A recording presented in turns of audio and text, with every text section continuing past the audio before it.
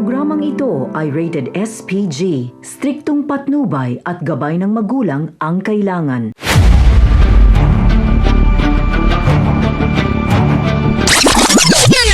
Mga dapat nating abangan sa FPJ's Batang Quiapo. Matindi ang galit ni Espinas dahil sa nangyaring kaguluhan sa loob ng bilibid dahil isa pa naman ito sa pinakaayaw niya na nangyayari sa loob. Agad niyang inutusan ang mga warden na ibartuli na ang lahat ng sangkot sa riot at ang mga sugatan ay dalhin sa ospital. Igigiit ni Balatukan na marami sa mga preso ang namatay at baka kumalat ito sa social media kapag idiniretso nila ito sa ospital. Kaya dito iisip ng paraan si Espinas kung paano malulusutan ang suliranin na kinakaharap ng bilibid sa ilalim ng kanyang pamumuno. Mapag-uusapan ng mga kaibigan ni Elsa na mukha umanong lagas ang lahat ng kaibigan ni Tanggol dahil sa nangyaring kaguluhan. Sasabihin ni Elsa na mas kawawa si Tanggol dahil batas ay batas para kay Espinas at paniguradong sa Bartolina ang bagsak nito. Sasabihin ni Bubbles kay Tanggol na di ba umano binalaan niya na si Tanggol na sa oras na nakipag-away ito ay mas dobleng parusa ang aabuti nito.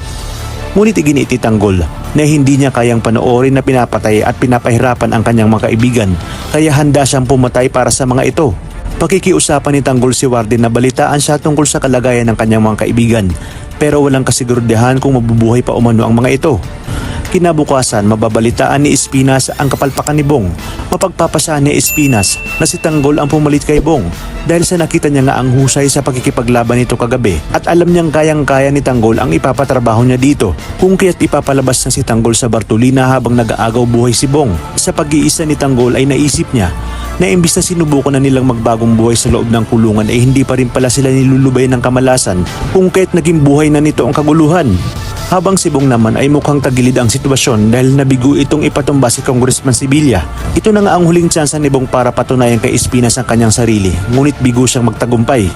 Sa kabilang banda, puspusan pa rin ang paghahanap ni na Colonel Suarez sa grupo ni na Supremo na kasalukuyang nagtatago sa bahay ni Yoli. Ngunit kahit anong gawin nila ay hindi nila ito mahanap dahil protektado ni Yoli ang nasabing lugar. Ngunit isa ka rin ba sa mga umaasa na sana'y walang nalagas sa mga kasamahan ni Tanggol nang sa gayon sabay-sabay pa rin silang makakalabas at pagkakapagbagong buhay pag dumating ang panahon. Kaya namang kapamilya, pakaabangan natin ang mas kapanapanabik ng mga tagpo. Dito lang sa bagong yugto ng pambansang teleserye ng sambayanan, ang FPJ's Batang Quiapo.